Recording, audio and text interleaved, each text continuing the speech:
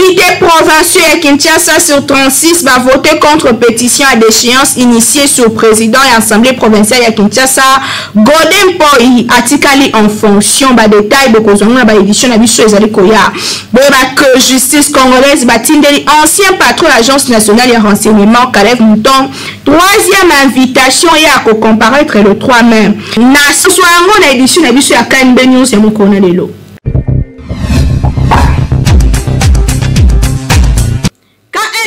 Mokolele bandi mbote Kinshasa mbote partout dans le monde et c'est ngokoyeba que vous allez belé liboso la poste télévision na bino pour na kolanda magazine KNB News ou MSN pour informer bino toujours d'une manière très professionnelle mbote Kinshasa mbote partout dans le monde édition les bandits kato fongola ngolongo na président en exercice ya Union africaine Félix Antoine Tshisekedi Tshilombo oyo assistaki na conférence ministérielle pour na ba négociation tripartite ya barrage éthiopien. Bola na ba détail na Nathan Siata. Négociation tripartite entre Égypte, Éthiopie et Soudan pour la question ya grand barrage ya Renaissance GERD et ça se poursuivre na Kinshasa sous forme ya réunion ministérielle tripartite. Assise Oyo et Bandaki officiellement lobby dimanche et ezalaki clôturé lelo lundi.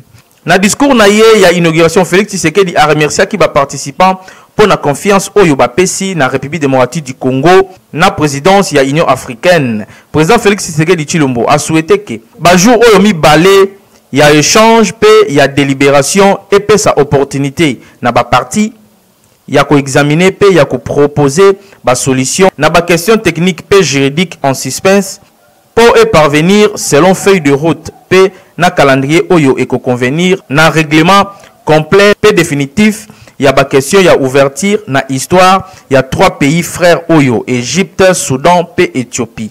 5e président de la République démocratique du Congo, Félix Tshisekedi, a invité qui ba 3 pays Oyo, bazwa nouveau départ, ba fongola ba fenêtre ya espoir, ba saisir ba opportunité pour na ko rallumer fait ya espérance. Pour le président Félix Tshisekedi, fleuve Nil et Sengeli est à la source féconde, il y a vie paix à prospecter partagé na processus moko gagnant-gagnant respectueux pour na ba intérêt mutuel paix réciproque pour na ba état na ba peuple concerné. Pour na rappel depuis 2015 ba pays Misatou Égypte, Soudan na Éthiopie ba signaki accord ya ba principe pour na répartition ya mai ya fleuve Nil. Paix ya grand barrage ya Renaissance. Bazwa ki décision ya ko sala appel na groupe ya ba recherche scientifique indépendante NISRG pour évaluer ba incident environnemental, il y a calendrier, il y a construction proposée et pays, il y a ba pays Oyo. Toke na ngambu ya este ya mboka na biso ba rebelle ADF babomi 4 personnes pe na ngambu ya Ituri 7 rebelles ougandais bakangama kibelo na ba détail toujours na Nathan Siata. 4 personnes bakufi pe babomi bango na ba rebelle ya ADF et salemaki mokolo ya dimanche 4 avril 2021 na Maeleke ezali moko ya ba village oyo ezali situé na groupement Batangi Mbao na territoire ya Beni na Nord Kivu. D'après société civile locale oyo a transmetaki message oyo alobi ke ba victime bazalaki abati na ba arme blanche.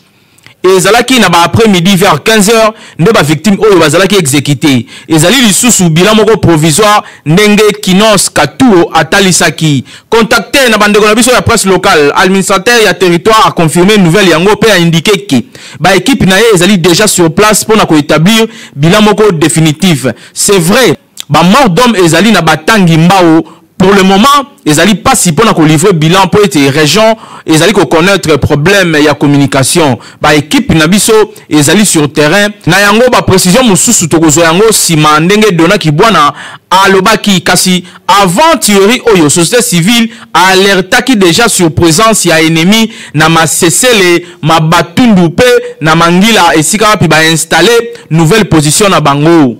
Nangambo ya Ituri kuna pe balobi na bisoke groupe ya 7 rebelles moko bazali ba originaire ya Uganda bazalaki arrêté na Butu ya le 2 pona kotane la tongo ya le 3 avril 2021 na Siro village où ezali situé à plus ou moins 8 km na Ndrele na territoire ya Djougou pe na province ya Ituri. Porte-parole ya armée ya province ya Ituri nde a livré nouvelle oyo na presse locale que dimanche oyo 4 avril 2021 a révélé que ba rebelle oyo Ougandais ba avoué lors ya ba interrogation na bango que ba yaki pona ko appuyer ba milicien Codeco bar UR2PC oyo ezali basé na Godia. Lobby dimanche nde ba rebelle oyo ba komaki na état major ya secteur opérationnel ya Ituri oyo ezali situé na Bunia pour la poursuite ya ba interrogation oyo ezala approfondi ndenge porte-parole ya armée na Ituri lieutenant Jules Ngongo azali ko préciser. Na beni lisusu kaka ba force vive ya Mamove na groupement ya Batangi Mbao secteur Beni Mbao na territoire ya Beni na Nord Kivu bazali ko alerter installation moko ya nouvelle position ya ba ADF na plusieurs villages ya groupement na bango. Alerte ezalaki lancé na Kinos Katou au président de la société civile force vive na région na interview moko accordaki na presse locale mokolo ya lobby dimanche 4 avril 2021. Ennemi azali ko tambola na na kimene so na masesele mabatundu awa a installé position ya sika esika puis azali ko planifier ba attaque contre ba civil na ba agglomération ya Nord Kivu na Ituri.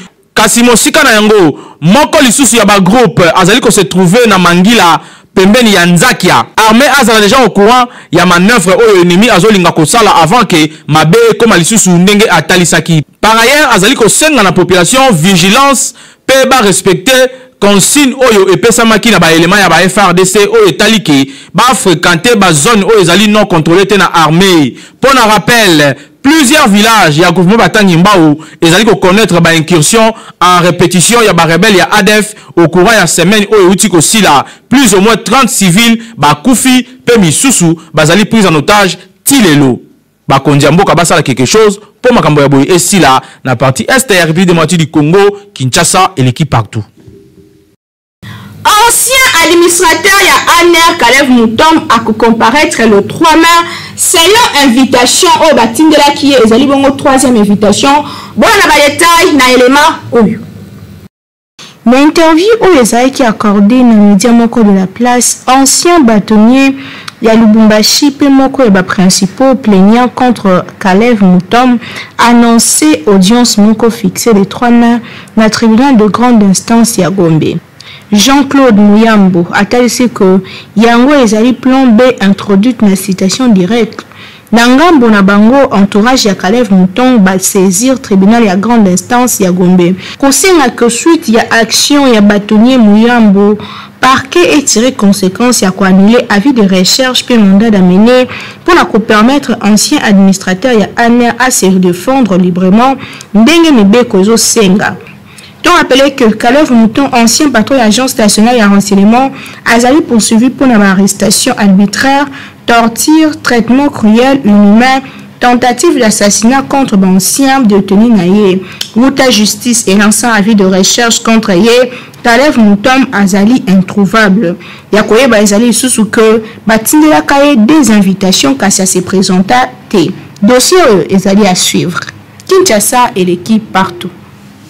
Bande kwa chef ba démentir rumeur o ezali ko tambola koloba que bazali corrompu pour la commettre de côté affaire ya ba fonds destiné à la gratuité enseignement. Bon na ba détail et le monde a béni Mambi. À travers mise au point, Inspection générale et finance IGF a démenti rumeur o eza ko prétendre concertation entre Bango justice n'a pas responsable et enseignement primaire, secondaire, P technique, EPST. Selon service n'a pas de communication, IGF et lobby que bango bazali partie prenante na négociation à ta mon côté pour un classement sans suite, il y a dossier, il y a gratuité, enseignement. P a réaffirmé intégralité à rapport au ESACO établir négociation à niveau et à ministère et enseignement primaire, secondaire, P technique. Pour un rappel, boyeba que IGF a réagi suite à communiqué moko au ezala qui publié lobby dimanche na réseaux sociaux au ezako signalé négociation entre EPST parquet général et IGF pour un classement sans suite il y a affaire il y a détournement y a des fonds alloués pour la gratuité et enseignement de base. Boyeba que, grâce à UGF Cour d'appel y a Kinshasa Gombe, est condamné le 25 mars dernier à 20 ans de prison, inspecteur y a EPST Michel Djamba, pena directeur y a SECOP de longue campagne. Depuis IGF et comme kolandela makambo ya ba magui na kati ya ba entreprise ya l'État pe na kati ya ba ministère batu ya mbilinga ba sepela te yango komi ko pesa ba rumeur ya lokuta pona ko nuire na ba autorité ya IGF bosa la keba makasi Kinshasa et l'équipe partout. Polémique à la ville province à Kinshasa, ba déclaration à vice-gouverneur Néron Mbungu na moko ya mission de la place, il y a talisi que opération Kimbo Peto et Kosimate. Voilà na ba détail na élément. Lors il y a une mission moko diffusée dans la chaîne locale, vice-gouverneur de la ville de Kinshasa Néron Mbungu a brisé silence pour la côté de ses échecs il y a opération Kinshasa Bopeto. Programme ya gouverneur ya ville ya Kinshasa o ezalaki na objectif ya kolatisa capitale congolaise elamba ya sika. Na ko répondre à la question à journaliste Néron Mbungu vice-gouverneur ya Kinshasa atalisi que opération Kinshasa Bopeto e ko échoué pe ezali déjà échec pour kolanda maloba na ye. Programme yango ezali ni na budget ni na plan ya ko appliquer donc ezali voué un échec. Ngambo mosusu Eli Akinseso a dénoncé manque de considération de la part ya mokonzi na ye gouverneur Gentini Ngobela pays à lobby que étant que vice-gouverneur azali à société na gérance ya ville à Kinshasa alors que azalaka pe Eli et pas ya ba député pe investir ndenge moko na gouverneur titulaire ya poste. Kasi situation les allez kaka na Kinshasa te selon ye na ba province ebele ya République démocratique du Congo ba vice-gouverneur bazalaka na signature te pe bazalaka considéré te donc bazalé mise à écart. La Boende a encouragé les députés provinciaux à poursuivre des démarches dans la pétition contre bateau basé à la tête de la ville de Kinshasa. Opération Kimbo Peto, même bango biso nous sommes dans tête de ville, même même les députés savent que Kimbo Peto est un budget et un programme T. Ngana ebisio ngana za vice-gouverneur. Na lobi na yo ezana programme Kimbo Peto ozoka Kimbo Peto ezana programme T ezana budget T. To rappeler que ba député provinciaux à Kinshasa basala ki pétition contre président de l'Assemblée provinciale Godem Poi. Bango bakizeye na enrichissement illicite, incompétence notoire, pe biloko ya bongo na bongo. Kasi dossier o etikali à suivre. Kinshasa et l'équipe partout. Kinshasa Bopeto ezali la budget te ezali pe na plan te donc éco-réussir te wana maloba ya vice-gouverneur ya ville ya Kinshasa Néron Mbungu population kinoise ba profitaki na micro ya Alpha Molenda na Beni Mambi pona ko réagir bolanda dalanda kiango Néron Mbungu abima bete attaque vice-gouverneur pourtant yo sala ba projet faux appel na moyen de financement Gentini azala financement moko ezate azala mbongo te mais azo nyoko le peuple congolais un gouverneur le quoi Gentini Néron Mbungu le belo ko ça très important azo mona la geno assemblée la solo même na landa même azadia que l'église na landa même ba point de vue na e na mona geno azama fils de Dieu o azala souci à peuple pour Gentini Ngobila azo buka zandu azo nyoko le peuple congolais financement pas na ezate projet moko azala ngote ba resindeni Kimbo Peto ngo pe resité alors faut me la place ba tchata Néron Mbungu azala place à Gentini azala c'est pour ezala bien parce que Gentini est l'autre côté et l'autre côté on m'a parlé na nga nazo raisonner na ngwana bon pour la nga itam nazo ki message voilà na mona ngo za ba fanti ba fanti di na sens ni po yaza na kati azana kata mabiki Kimbo Peto ko simba te se ka yebi ayebi ke financement moko ezate bazana soubassement moko te rosala ke ba bongisa kin bazaki na projet te bazaki préparer te pour na sala pour la ville ya Kinshasa pour la on trouver la normal pour depuis banda salité za na ngora caniveau za boucher banzela no za boucher banzela malongo ezate pour na ngapenda naza chance mo te on peut savoir la Kimbo Peto naza la raison le bon na ye gouverneur na ye vice-gouverneur moko na bango mutu to pesa bango chance azate donc bango surtout bazo dinisa biso kana libulu eloko tozo senga kana mokonzi ya mboka azwa ye moko makambo amen baona surtout ce sont des aventuriers groupe ya FCC bazali ba miyibi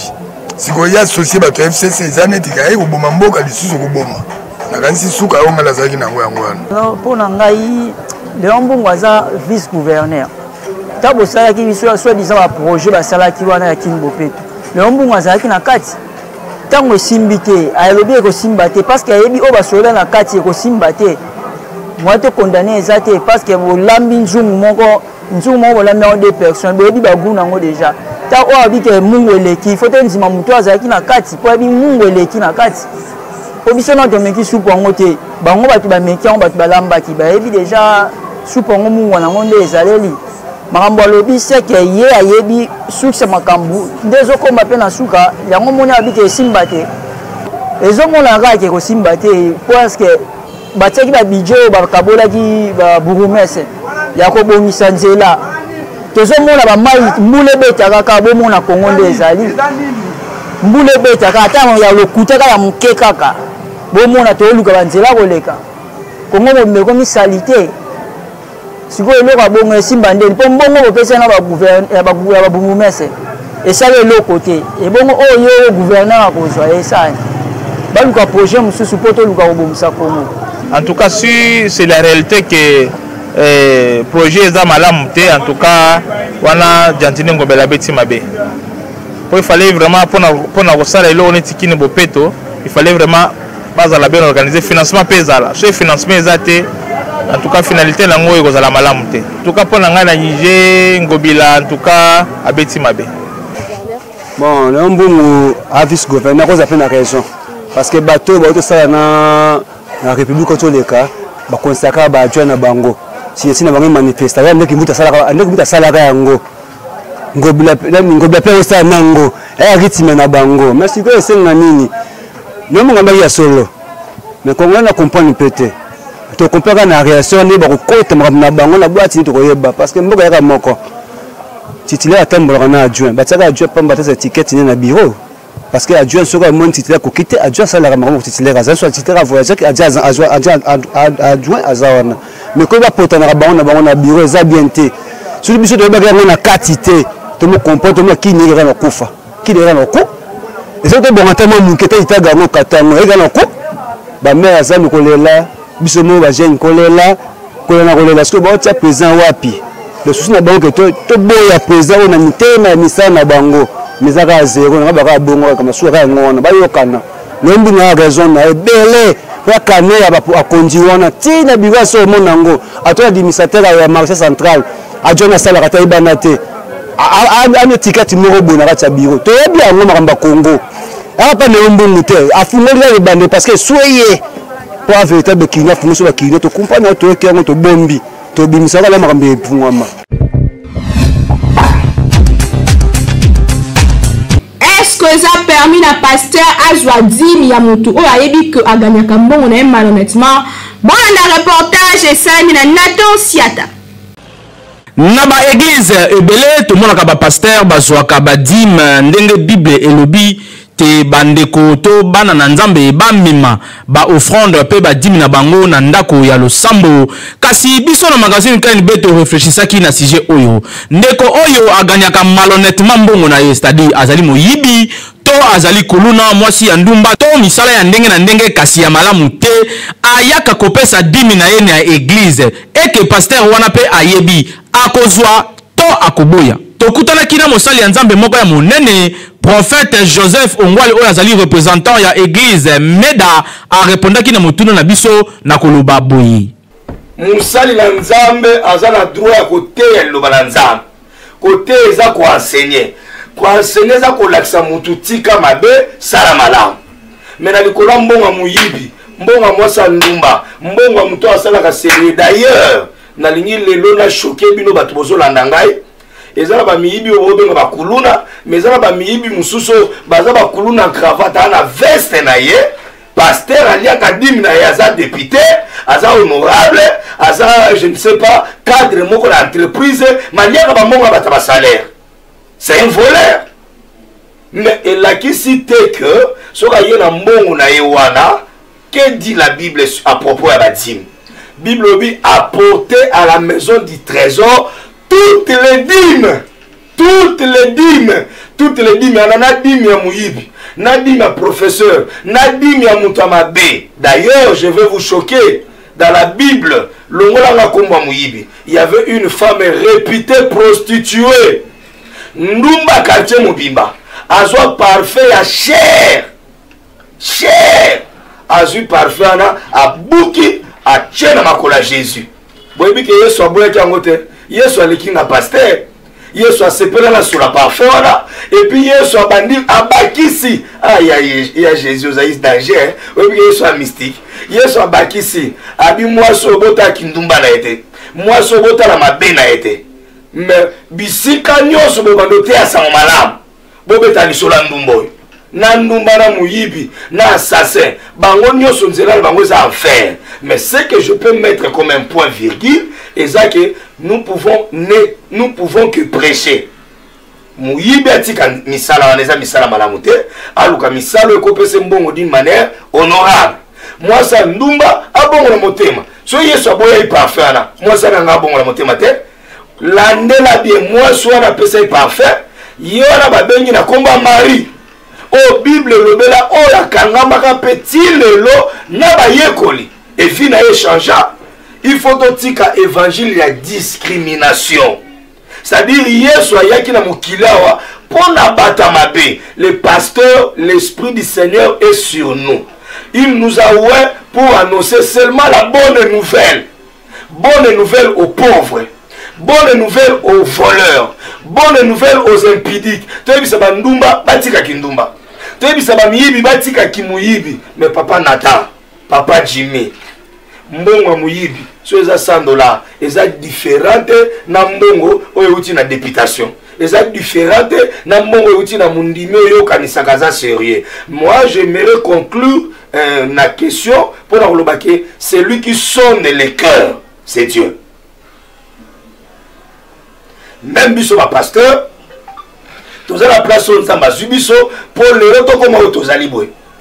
Donnons la chance na ba miyibi ba ya ba pusala ba yoke évangile ba bongo la mitema kaka ndenge mosali na nzambe alobi explication oyo apesi biso selon Bible ete mwana mwasi ya ndumba oyo ayaka kosopela Yesu malasi ya talo na makolo Yesu andimaka yango aboyaka yango te. Donc ezali mabete kozwa dîme ya moto ya lolenge oyo po après kozwa dîme na ye okoteya maloba ya nzambe pe akobongola motema ete ya baye oyo nyonso bakanisaka ete pasteur soka azali kozwa dîme ya moto ya masumu nde azali kosala mabe. Kinshasa eleki partout.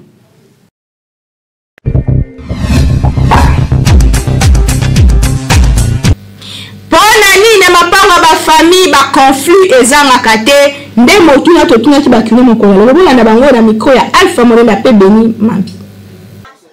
Na kati ya ba famille ebele na mboka na biso tosali constant que ba conflit ezalaka ebele to comprenaka te soki baweyelaka bokonzi to pe ezalaka likolo ya héritage alors que bango nyonso bazali bandeko na yango mutuna etunami boye pona nini na lopango ya famille ba conflit ezangaka te ezalaka bon tokoza bakolo lupangu bana lea mususu ya batata mwasi bakolo lupangu bana noko bayepa bana tata mwasi baye kovanda bana tata mwasi baza bolingo te mais bana noko bayeke bayebike te lupangu na biso ya bandeko na biso mais bandeko wana baza bango ya bolingo te yango epesaka ba confiance ndengo wana bolingo ezate bakomo benga na baninga bakende baninga pe moyepe bakende ezate po noko na biso to kende te bango pe babi lupangu na biso bobima bokende yango ezala nango bongo bon na mapango ya famille ba confesse la ebele po na nini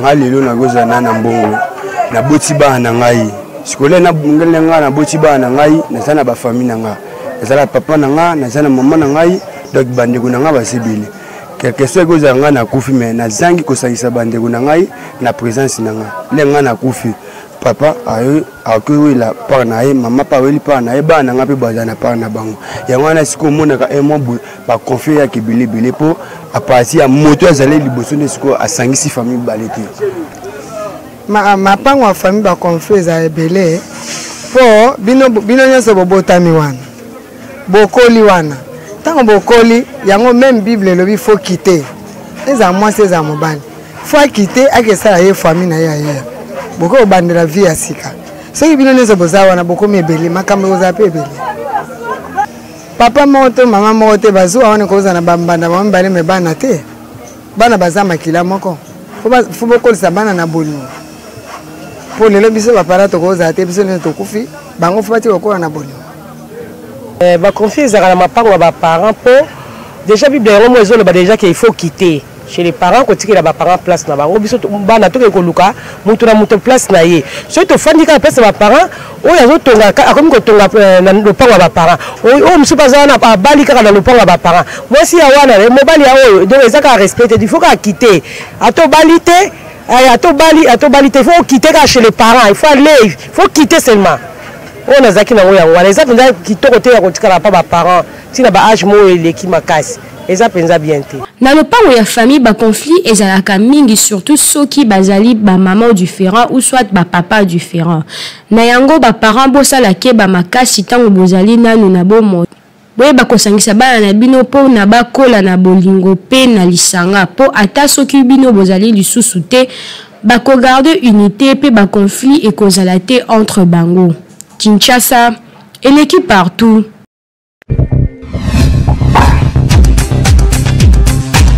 Tolobela Sport, Vita Club à Longwena Kako à Polaki, 4 buts à 1 à l'équipe ya Simba Sport, Pekoti Alina Futo, Salabalende, a gagné Don Bosco, PGSK à Poli, contre Dauphin Noir. Voilà les détails, toujours na Nathan Siata.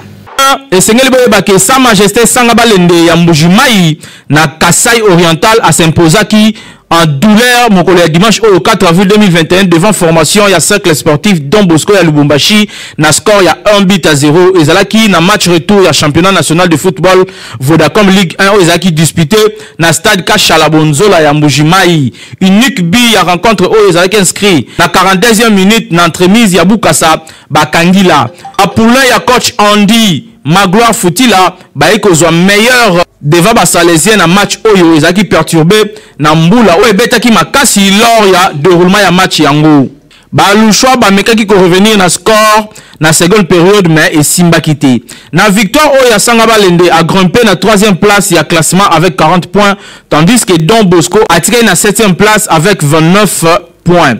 Na match aller deux formations se neutralisaki na stade ya TP Mazembe na commune ya Kamalondo na score ya 2 buts partout. Par ailleurs, na stade de Marty ya Kinshasa, formation locale ya jeunesse sportif ya Kinshasa JSK Yende Apolaki devant As Dauphin Noir ya Goma na score ya 1-0. Seul but ya ba visiteur ezalaki marqué na 47e minute na entremise ya Willy Bokingo. Pe na victoire oyo formation ya Goma a grimpé na 14e place avec 16 points.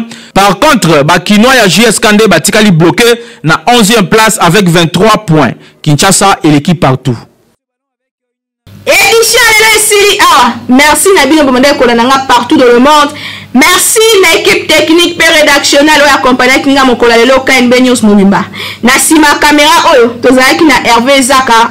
Awa tozalaki na Alpha Molenda. Édition et Simamaki na Nathan Siata. Régie finale et Simamaki na Timothée KMB. Toujours na coordination. Il y a grand lieu à communication depuis Lubumbashi. Jimmy Mukenzi. Ngala bino tokutani mikolezali koya na souci moko ya conserver au bino.